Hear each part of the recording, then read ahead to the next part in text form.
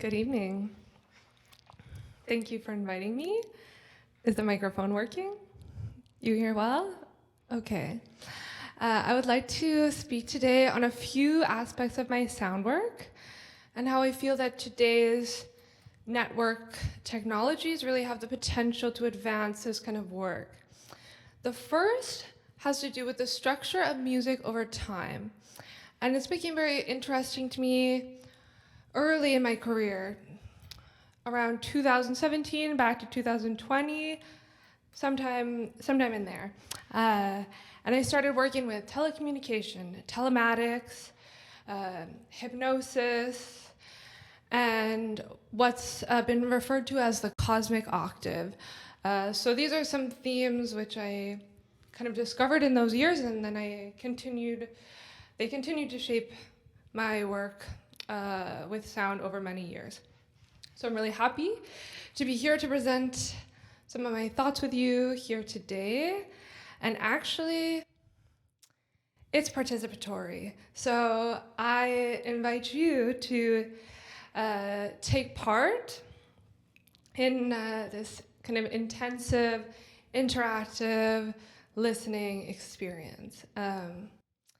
That opens up the possibility for an emergence of new ways of interfacing that are at once uncanny and alive. So just to begin, I would like for us to absorb together a nebula of information. It's not really the kind of data that I can just present to you.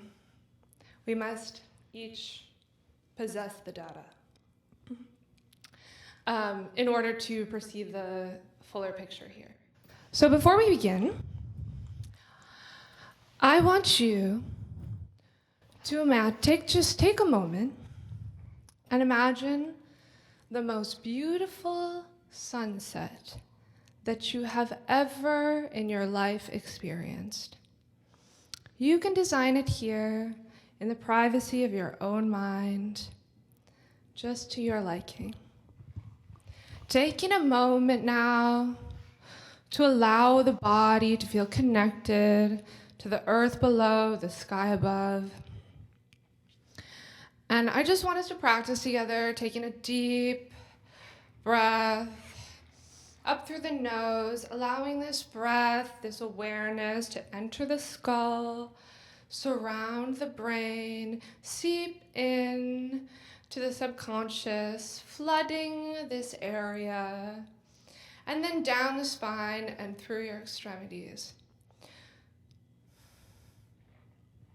Just allowing the breath to be there for a moment, up and down, and just notice how in this way you are becoming a clear channel. And just notice how you can receive while simultaneously releasing. Just notice how you're already beginning to soften and to become increasingly more available to the information around you. So to begin, we'll experience together the daily disappearance of the sun below the horizon due to Earth's rotation, of course. This can be perceived with the tone G, with 194.18 hertz per second is the 24th octave of 1 Earth day. That means the following. The tuning fork oscillates 194.18 times per second, back and forth, and if you duplicate this vibration 24 octaves lower, the tuning fork would need exactly 1 day to oscillate back and forth. It's clear? As you know, the octave is the fundamental musical interval in the general teaching of harmony. So the sequence of the tones, as well as the names of the tones, are repeated from octave to octave, knowing that all intervals, measurements, etc., out of all of them, the octave causes the strongest resonance at an equal level of energy. This particular property of the octave is the reason its laws are applied not only to the band of audible oscillations, but also to periodical phenomena, for example, the Earth's rotation or the orbits of any of the planets. Thus, the tone G with 194.18 Hertz is, according to the classical musical definition, the day tone. Allowing this sensation now to infuse the body, imagine now that you are the sunset, painting the sky with your light, slowly sinking deeper and deeper into the abyss of the horizon. You're doing great. Knowing now that nature also conforms to the law of the octave. Thus, the electromagnetic impulses in the Earth's atmosphere are mostly exact octave frequencies of the Earth's rotation. These spherics or atmospherics are ephemeral, greatly lowered electromagnetic impulses in the Earth's atmosphere, and they influence the weather. Because of these existing frequencies, it's possible to tell if the weather will change in 24, 48 hours, if a cold front is coming in, etc. Furthermore, it has been proved that protein molecules are influenced by this certain frequency of spherics. Now, many artists have been fascinated by this chorus of natural phenomena, and it's quite a pity that at the same time that our capacity to capture these frequencies due to frequency-specific and very precise amplification, since this technology was increased, of course, the electromagnetic sphere at the same time it became increasingly full, thus masking this wonderful auditory aurora and rendering it nearly impossible to perceive.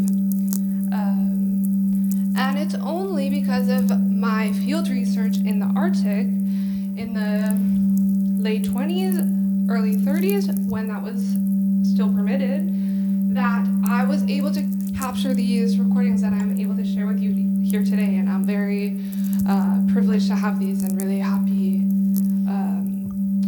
to share them. Are there questions before I move on?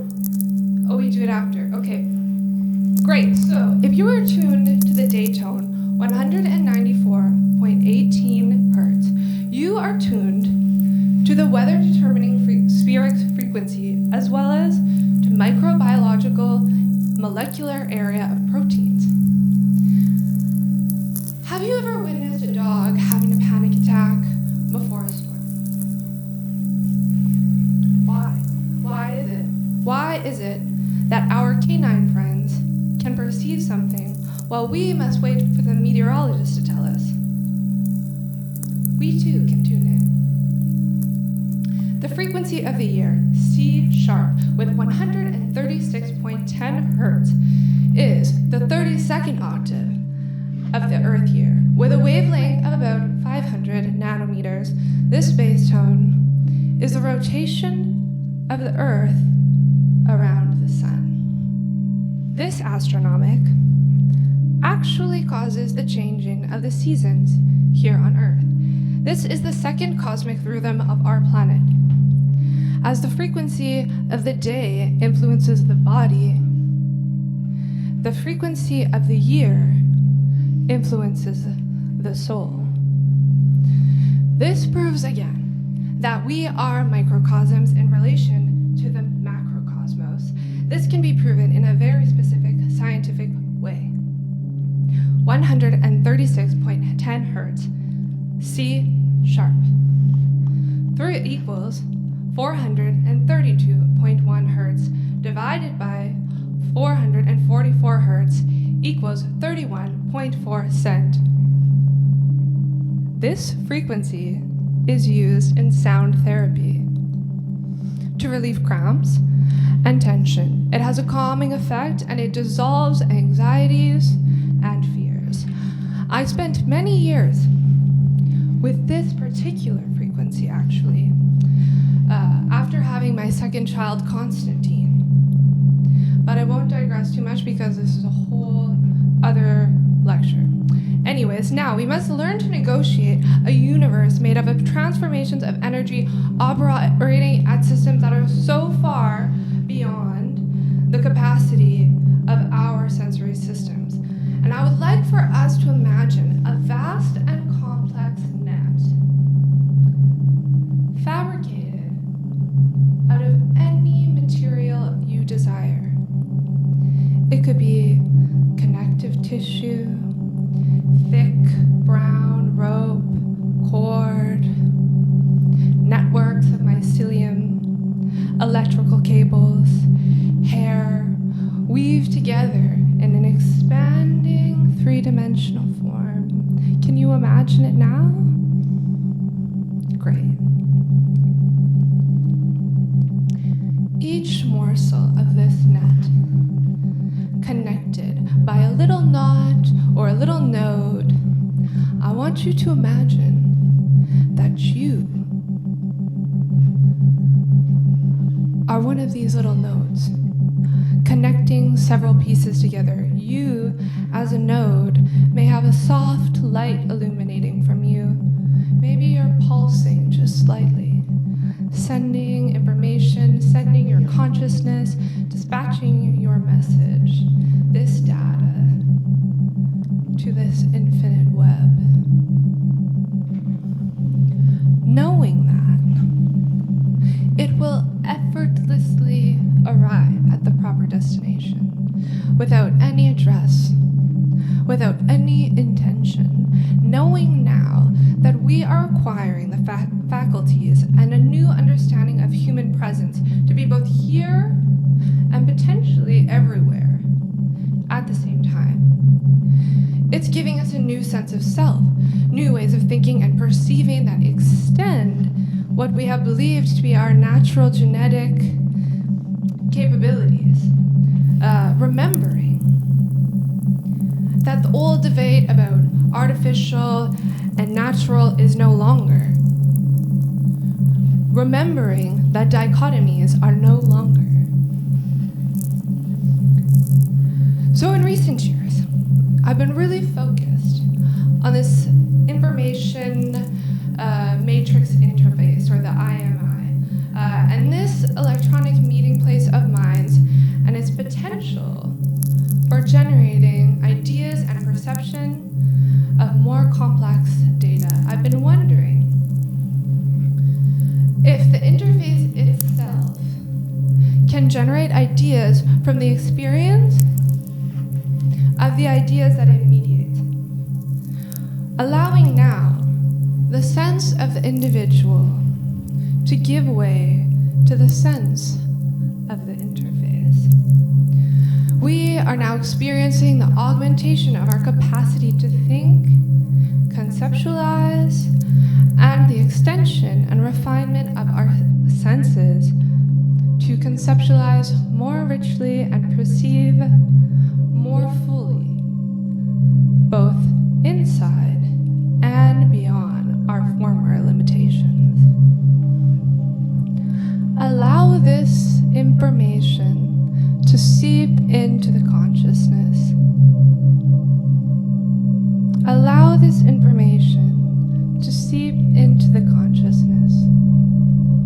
Strict casualty only works in a limited stratum of events. Our perception of space and time is not the framework of reality, but an aspect of an individual whole within an infinite number of separate realities. So are able to build new forms, echoes, representations, and spatio-temporal dimensions of the functioning of perception itself.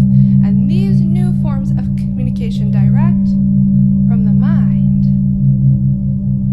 allow us to improve learning processes and creation in network. The information flows through this new vernacular, knowing now that each and every day, you too can tap into this awareness. Each individual interface is to the net an aspect of harmony.